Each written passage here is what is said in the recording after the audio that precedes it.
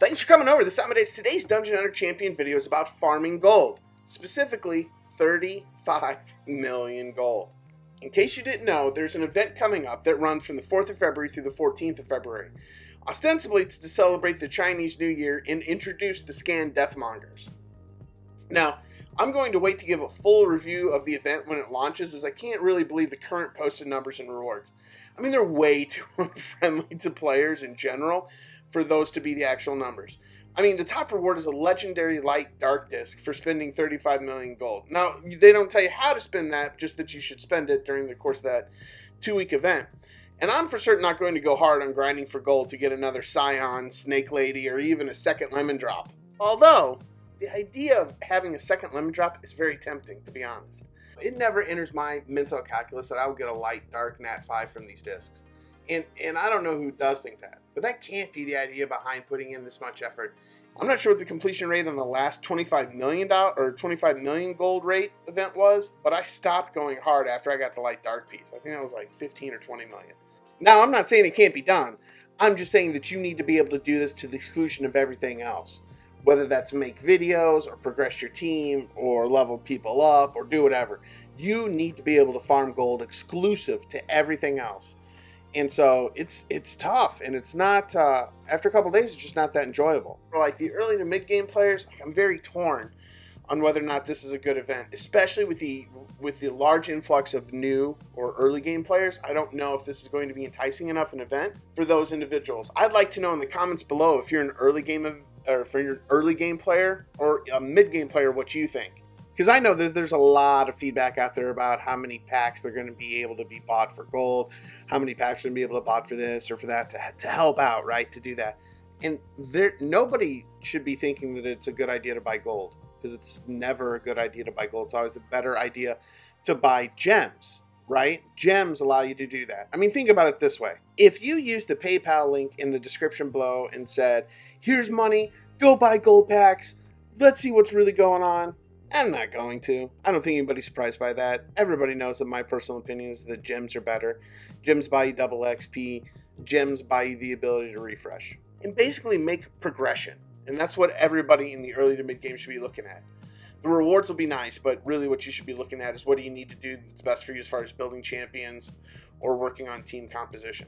Now that said, if you genuinely enjoy the challenge and exhaustive grinding necessary to complete this event, I'll gladly share whatever information I can make to make it easier for you. So here are my big 3 tips for gold farming. Number 1, focus on the fastest runs, not the highest levels you can complete. Gold farming is about getting as many gear drops as possible for you to sell, so the more runs, the better. That's kind of why I don't recommend King of Fighters, because you don't get enough gear drops to generate gold to pay for what you're doing, even though there's no energy expenditure there. Tip number 2 is sell everything. Basically set a criteria for yourself, like I'm not keeping anything that's not 5-star legendary or 6-star epic, and then stick to that. That'll stop you from doing those rolls that you don't need to do, from wasting the gold you don't want to waste on pieces of gear that frankly just are never going to be good. Stick with stuff that could be great. Number 3, find something else to do unrelated DHC.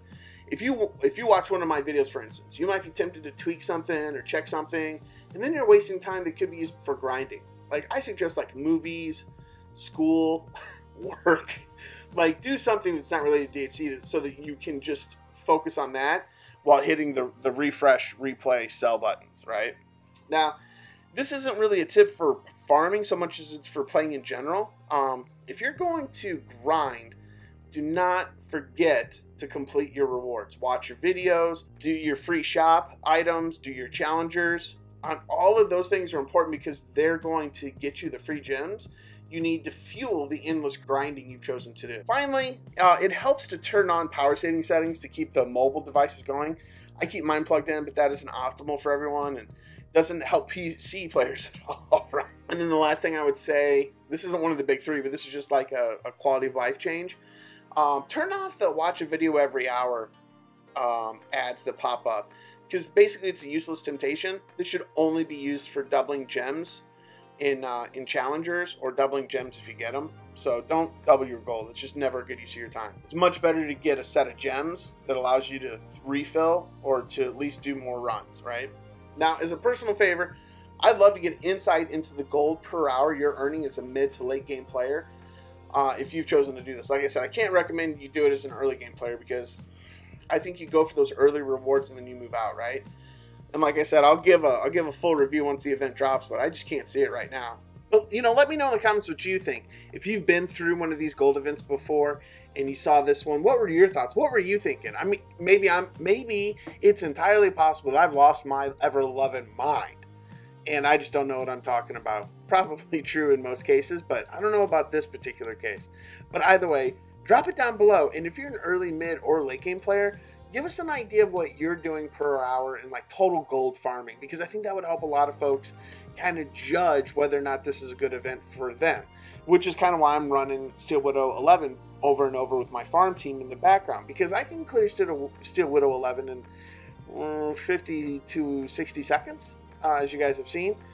And it works great and I get lots of gold, but I would be really hard pressed to do 35 million in 10 days. But like I said, let me know what your opinions are.